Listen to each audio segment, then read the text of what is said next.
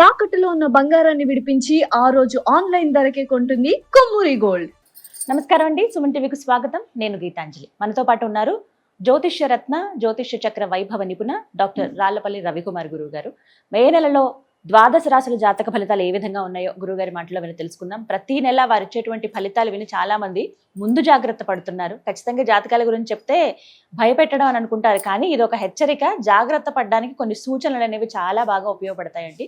కొన్నేళ్లుగా వారు చెప్తున్న విధానం బట్టి ఎంతో మంది వాళ్ళ జీవితాల్లో మార్పులు చేసుకున్న వాళ్ళు కూడా ఉన్నారు. మరి ఈ మే నెలలో రాశి ఫలితాలు ఏ విధంగా ఉండబోతున్నాయో గురుగారి మాటలో విని తెలుసుకుందాం.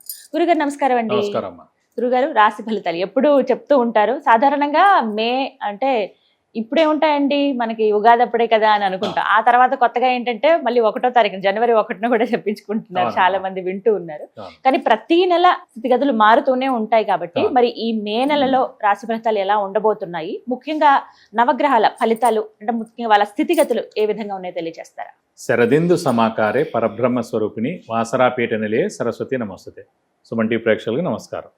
ముందుగా ద్వాదశ రాశుల్లో నవగ్రహాల స్థితి మే నెల ఎక్కడ ఉన్నాయో తెలుసుకుందాం. మనకి 14 మే దాకా మనకి సూర్యుడు వచ్చేసి మేషంలో ఉంటారు. సో అందుకే గుర్తుపెట్టుకోండి, మెయిన్గా పాయింట్ కూడా ఏంటంటే ఏప్రిల్ 15 టు మే 15 ఎప్పుడైనా సరే రవి ఉచ్చస్థానంలో ఉంటాడు. అందుకే సూర్యుడు భగభగ మండిపోతుంటాడు అన్నమాట. అదే అక్టోబర్ 15 టు నవంబర్ 15 ఆపోజిట్ తులారాశిలో ఉంటాడు, అది నీచస్థానం అనమాట. అందుకే చలి విపరీతంగా ఉంటుంది. సో ఈ 15 మే నుంచి ఏమో మళ్ళీ మనకి వృషభ రాశిలోకి సూర్యుడు ప్రవేశిస్తాడు, నెల్లాళ్ళు అక్కడ ఉంటాడు. నెక్స్ట్ వచ్చేసి కుజుడు వచ్చేసి మనకి 11 మే నుంచి మేషరాశిలో స్వస్థానంలో ఉంటాడు. నెక్స్ట్ వచ్చేసి రాహు మనకి కుంభరాశిలో ఉంటారు. అలాగే మనకి గురువు వచ్చేసి మిథున రాశిలో ఉంటారు. శని వచ్చేసి మనకి మీన రాశిలో ఉన్నారు. కేతు వచ్చేసి మనకి సింహరాశిలో ఉన్నారు. శుక్రుడు వచ్చేసి మనకి 14 మే నుంచి మిథున రాశిలోకి ప్రవేశిస్తున్నాడు. సో బుధుడు కూడా అంతే, 14 మే నుంచి మిథున రాశిలోకి స్వస్థానంలోకి ప్రవేశిస్తున్నమాట.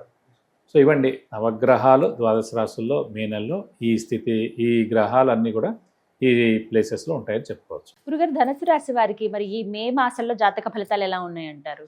తప్పకుండా ధనుసు రాశి అనగానే మనకి మూల 1, 2, 3, 4 పాదాలు, పూర్వాషాఢ 1, 2, 3, 4 పాదాలు, ఉత్తరాషాఢ 1 పాదం. ఈ నక్షత్రాల సమూహంతో మనకి ధనుసు రాశిలోకి వస్తుంది. ధనుసు రాశి అనగానే మనకి సింహలు చూసాక విల్లు ఎక్కువ పెట్టినట్టు అంటే బాణం గుర్తు కూడా. సో అది విపరీతమైన స్ట్రైట్ ఫార్వర్డ్ అన్నమాట. ఒకసారి బాణం వదిలేరంటే మళ్ళీ వెనక్కి తీసుకోరు, ఒకసారి మాట అన్నారంటే వెనక్కి తీసుకోరు. సో అంత స్ట్రైట్ ఫార్వర్డ్గా ఉంటారు. సో వీరికి మామూలుగా శత్రువులు కూడా ఎక్కువగా ఉంటారు, మిత్రులు తక్కువగా ఉంటారు అని చెప్పవచ్చు. అలాగే వీరు శివుణ్ణి అమ్మవారిని ఎక్కువగా ఆరాధిస్తారు, ఎక్కువగా ఇష్టపడతారు. ఆ దేవుళ్ళని ఎక్కువగా పూజిస్తే కూడా వీళ్ళకి చాలా మంచిదని చెప్పుకోవచ్చు.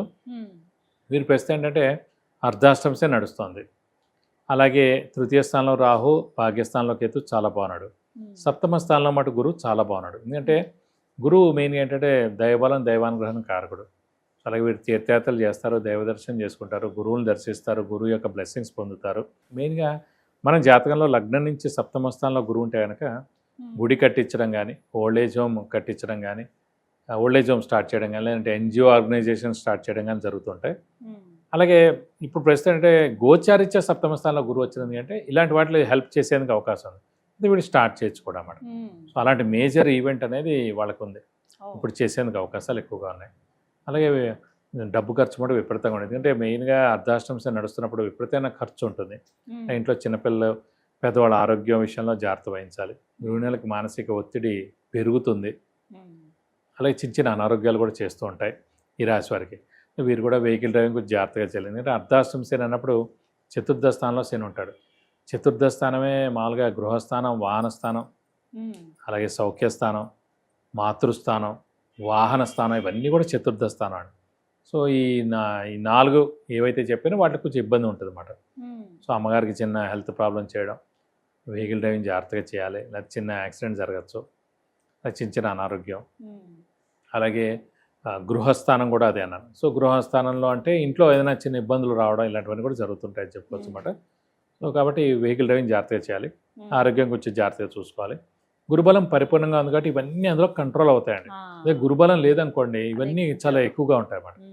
సో అలాగే ఖర్చులు ఎక్కువగా ఉన్నాయి. సో వ్యాపారస్తులు కూడా మెయిన్గా జాగ్రత్తగా ఆచితూచి అడుగు వేస్తే బెస్ట్. ఎందుకంటే అనవసరమైన ఎక్స్పాన్షన్కి వెళ్ళినా కూడా, లేదంటే కొత్త వ్యాపారం చేసినా కూడా నష్టం వాటి లేని అవకాశాలు ఎక్కువగా ఉన్నాయి.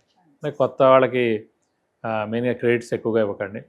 కొత్త అప్పులు చేయాల్సి ఉంటుంది, అప్పులు వాళ్ళ బెడద తప్పదు.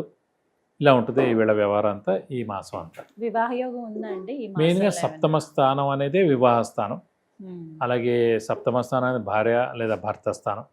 కాబట్టి అవివాహితులు ఎవరైతే ఉన్నారో వారికి సరైన సమయం చెప్పచ్చు. ఖచ్చితంగా వివాహానికి అవకాశాలు 100% ఉన్నాయి.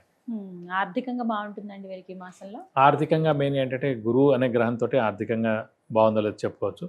సో అలాంటి గురువు అనే గ్రహం చాలా బాగున్నాడు కాబట్టి ఖచ్చితంగా ఆర్థికంగా బాగుంటుందని చెప్పాలి. మరి అనుకూల ప్రభావాల కోసం ఏమైనా పరిహారాలు చేసుకుంటే మంచిదంటారా? ఇది మరి ప్రస్తుతం అర్ధాష్టమ శని ఎఫెక్ట్ ఎక్కువగా ఉంది కాబట్టి వీలైతే ప్రతి శనివారం ఉపవాసం ఉండడం, అలాగే మెయిన్గా ఒక శనివారం రోజు రక్తదానం చేయడం, అలాగే ఆంజనేయ స్వామి మరియు వెంకటేశ్వర స్వామిని ఎక్కువగా ఆరాధించడం, వాళ్ళ యొక్క అష్టోత్తరం ప్రతిరోజు చదువుకోవడం. ఆంజనేయ స్వామికి అయితే మంగళవారం శనివారం వెళ్ళి 40 ప్రదక్షిణాలు చేసి తమలపాకుల పూజ, సింధూర పూజ, వడమాల సమర్పిస్తే మంచిది. అలాగే బుధవారం శనివారం రోజున అయితే కనుక వెంకటేశ్వర స్వామి టెంపుల్కి వెళ్ళి అభిషేకం కానీ అర్చన కానీ మీ పేరు గోత్రనామాలతోటి ఆయనకి చేస్తే కనుక మీకు అన్ని విధాలా మంచి చేకూరుతుంది.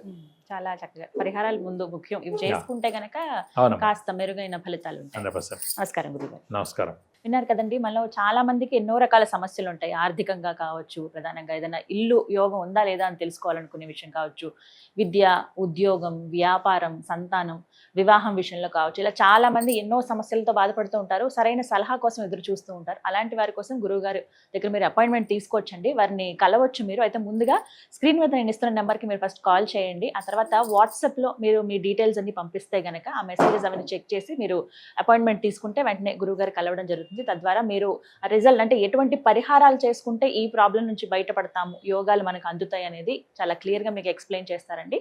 మరిన్ని వివరాల కోసం స్క్రీన్ మీద కనపడుతున్న నెంబర్కు కాల్ చేయండి. నమస్కారం.